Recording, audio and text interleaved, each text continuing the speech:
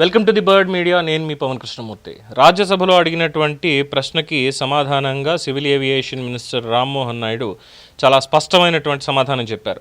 అందరితో చర్చించాకే ఎఫ్డిటిఎల్ నిబంధనలు రూపొందించాం. నెల వరకు సజావుగానే విమాన సర్వీసులు నడిచాయి.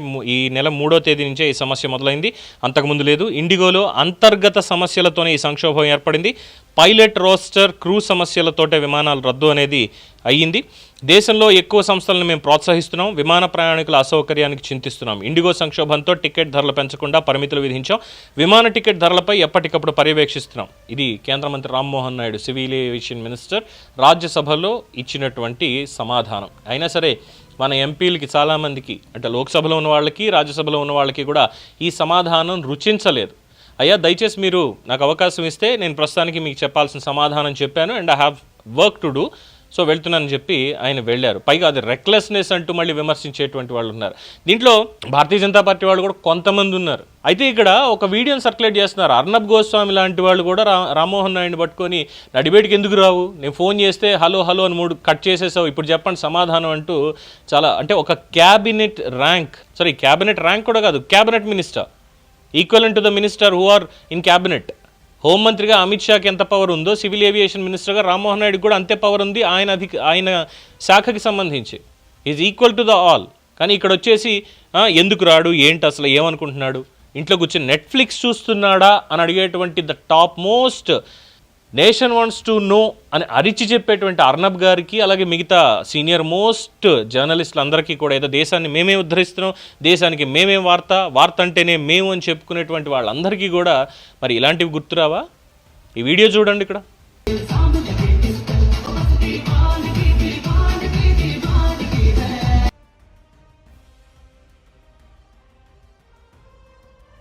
ఇది బీజేపీ ఎంపీ అయినటువంటి నవీన్ జిందాల్ ఆయన ఇంట్లో జరిగినటువంటి పెళ్లి వేడుక. ఆ పెళ్లి వేడుకల్లో ఎన్సీపీ ఎంపీ అయినటువంటి సుప్రియా సూలే, మహువా మొయిత్రా టీఎంసీ, కంగనా రనౌత్ బీజేపీ, వీళ్ళందరూ కలిసి హ్యాపీగా ఒకే వేదిక మీద డ్యాన్స్ చేస్తున్నారు. ఒక ఎంపీ గారింట్లో పెళ్లిలో డ్యాన్స్ చేస్తున్నారు.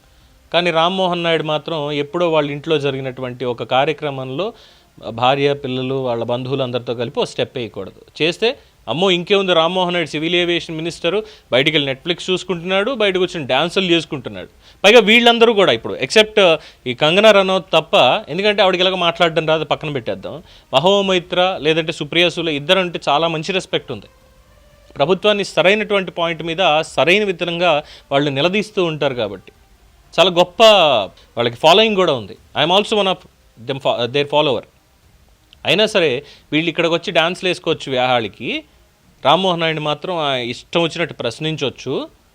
అక్కడ జరిగింది ఇండిగో వల్ల తప్పైనా సరే లేదు ఇది ప్రభుత్వందే తప్పని వీళ్ళు మాట్లాడతారు. ఇవేవి అర్నబ్ గోస్వామికి కానీ మిగతా the so called out of the box వెళ్ళినటువంటి వాళ్ళందరికీ కూడా ఇవి గుర్తురావు.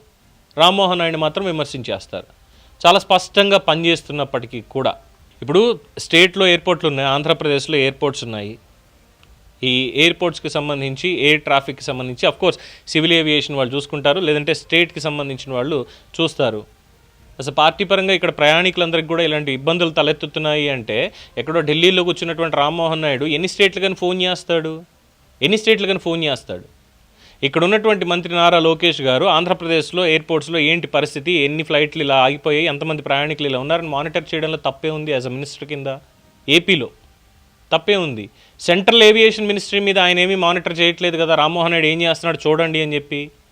దీన్ని ఎందుకు అంత తప్పుడు ఉద్దేశాలు ఆపాదిస్తారు దానికి? ఎస్, ఇక్కడ దీపక్ రెడ్డి గారిని ఆయన మాట్లాడిందని ఇక్కడ సమర్థించవచ్చు ఈ పర్టికులర్ పాయింట్కి. స్టేట్లో మాత్రమే అని చెప్పే లోపలనే అసలు నారా లోకేష్ ఎవరు అంటూ పడిపోయినటువంటి అర్నబ్ గోస్వామికి లేదంటే మిగతా జర్నలిస్టులకి ఇది సమాధానం. స్టేట్లో జరుగుతున్నటువంటి వాటి మీద అది సెంట్రల్దైనా ఇంకొకటైనా ఇక్కడ ఉన్నటువంటి మినిస్టర్ దానికి స్పందించితే తప్పే ఉంది. ఇట్ డజంట్ మీన్ ఏదో దీపక్ రెడ్డి గారిని ఇంకొకళ్ళ వెనకేసుకు రావడము, వాళ్ళు అక్కడికి వెళ్ళి అది మాట్లాడారని చెప్పడం ఇది కాదు. బట్ దీన్ని తీసుకొని రామ్మోహన్ నాయుడు పడుతున్నటువంటి కష్టానికి వాల్యూ లేకుండా ఇష్టం వచ్చినట్టు మాట్లాడేటువంటి వాళ్ళకే చెప్పాల్సినటువంటిది. సో వీళ్ళందరూ వెళ్ళి హ్యాపీగా చేయొచ్చు, హ్యాపీగా మాట్లాడేసుకోవచ్చు, ఏదైనా చేసుకోవచ్చు.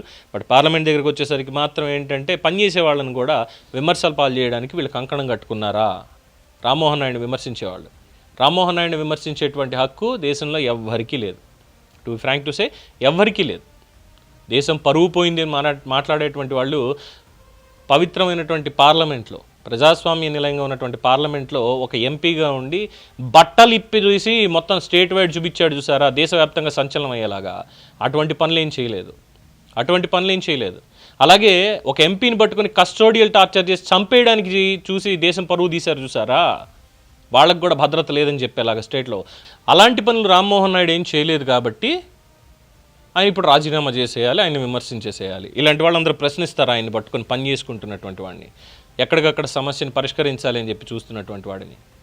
ఇమీడియట్గా రంగంలోకి దిగి ఏవైతే ఇతర ఏవియేషన్ సంస్థలు ఉన్నాయో వాళ్ళు రేట్లు పెంచుతాం ఇష్టం వచ్చినట్టు, అంటే తోలు తీస్తాను ఒక్కొక్కడికి రేట్లు పెంచారంటే పరిస్థితి బాగాలేనప్పుడు అని చెప్పి స్పష్టమైనటువంటి ఆదేశాలు ఇచ్చాడు.